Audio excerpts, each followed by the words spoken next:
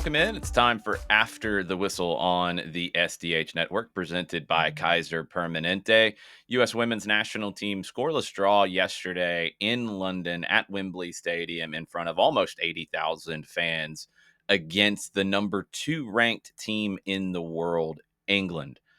Really interesting match. I thought both teams had a lot of positives to take out of it. I feel like the U.S. had more control, maybe more, I don't want to say dominance because I don't know if it ever got quite to that level. But overall run of play, the U.S. was better for longer. But England had some really good moments as well. I thought there were some really interesting tactical battles between the two teams. And let's start with some audio from London after the match. Here's Emma Hayes speaking about that battle between the US and England. I mean, generally England build in a back four or sometimes in the last game in a three where Kira drops in between. I figured today they were going to go in a three, but either drop one of the centre halves. So we actually prepared for what they did. But you still have to play against it, and there's still a lot of quality. And I think if you give England time and space, they've got Alex Greenwood, Leah Williams, so they'll hurt you in possession. And I think the moments where they had a little bit of momentum in the first half, but generally, when I think about the USA's performance 2 years ago here, and then I think about today, I said to the players afterwards, I felt we were in control of the game, and I thought we showed some really good passages. I thought our counter press was really good, but at the end of the day, we didn't score, and for that, I felt we should have done more for the volume of entries we had. So the decision making, execution, that comes with connections. So Trin playing at Sofa Mal, they're used to them. So it's a lot of new players. Emma Sears, Alyssa Thompson, Lynn Williams. There's a trio that's never played together before. So I think we did well for that. And then the finishers coming in, I thought Yasmin Ryan did a good job second half. Corbin came in, allowed us to put Rose into a position and come off the touchline. Like, I actually really enjoyed our performance, but we were missing that last part where, and by the end, Mary wants to waste time, not us. We're the away team. So, like, I'll take that.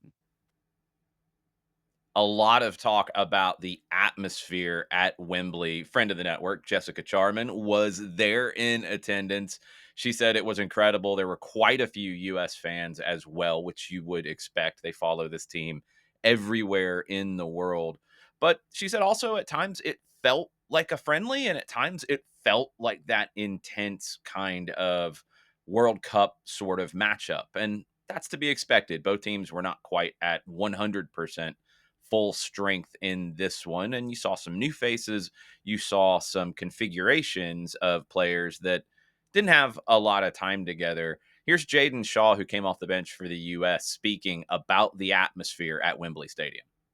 Yeah, I mean, it was wild because it was silent whenever we got the ball, and then whenever England had the ball, it was so loud. So, yeah, I mean, ultimately, that was an amazing experience, and I'm so blessed to be able to play in such an amazing stadium. And unlucky that we didn't get the win, and I feel like we just have more in the tank, and we're excited to get back in the next game. Following up on the chemistry and the relationships on the field, the little societies like we talk about here on the SDH network, Lindsey Horan spoke about the chemistry being built between the attacking group for the United States. And here's what she had to say.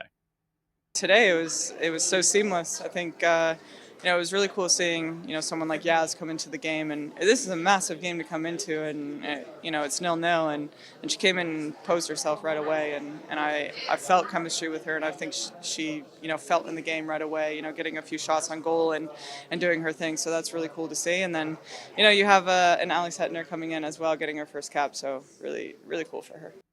Digging into the numbers in this one, the U.S. outshot England 10-4, 3 shots on target to 1 for England. They had 54% of the possession. I think those numbers kind of matched up how the game felt to me. I thought the U.S. counter pressure was excellent. England did break it on occasion, which, look, you're never going to be perfect when you get numbers forward to press and try to win the ball back. But more often than not, I thought the U.S. did a really good job in that regard. It seemed very organized. Naomi Girma was the best player for the U.S., in my opinion. just brilliant, best defender in the world. And we had this conversation on our MLS watch along last night. Um, is she the best defender in the world? Period, regardless of gender. She's in the conversation. I think the ability to always be able to clean things up with her pace, and that's part of it. And Emma Hayes talked about it after the match. I think she kind of wants to challenge Naomi to be even better because she doesn't want her to always have to rely on that pace. It does give Germa the opportunity to take some chances that maybe other defenders wouldn't take or couldn't take because she knows she can recover in those situations. There was a sequence where she stepped up, won the ball at midfield, carried the ball into the attacking half, and then stayed high and helped win the ball back with counter pressure. That's the complete game that Naomi Girma gives you. And if you know her background and you know her development, to be able to just be a great soccer player and not be purely pigeonholed as just a great center back, it's a credit to the way that she developed her skills and the environment that she grew up in to develop those skills. I thought Germa was the best player for the U.S. I thought the player of the match was Mary Earps. A number of really good saves and good plays. Very brave coming out for crosses. Earps is an outstanding goalkeeper and right there along with Alyssa Nares, two of the best in the world. Nair played. Didn't have a ton to do. She made the one save. I thought, again, the U.S.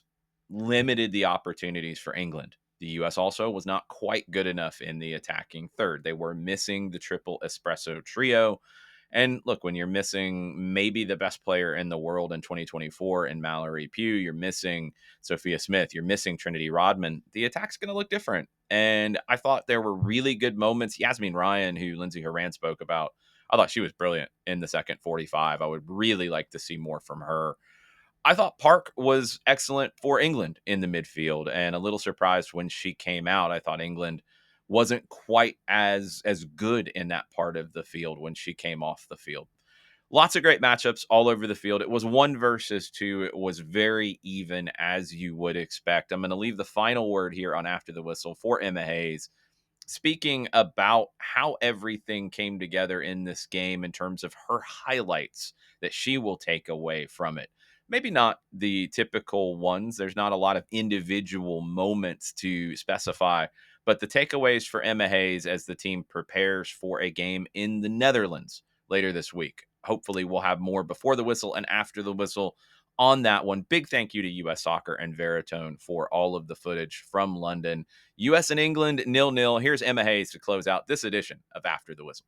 I think we took to when we were under pressure. I felt when England were on top, we weathered really well. I was proud of us for that. It's not easy to do that in front of 80,000 plus people. And I thought we did it with, conviction and composure. I was proud of the less experienced players who, for some of them, whether they're coming from Ohio State or Ali Sentner, who's this is her first cap, like they trained so well this week that they were readied for that moment. I was proud of that. I was proud of the leadership throughout the team, from Lindsay to Rose to Sonnet to Germa to the ice cool lady in goal. Alyssa Nair never gets flustered. What a tremendous goalkeeper she really is. So yeah, I'm proud of those things, and most importantly, I'm proud of the way this team really sticks together really well. We cheerlead each other really well.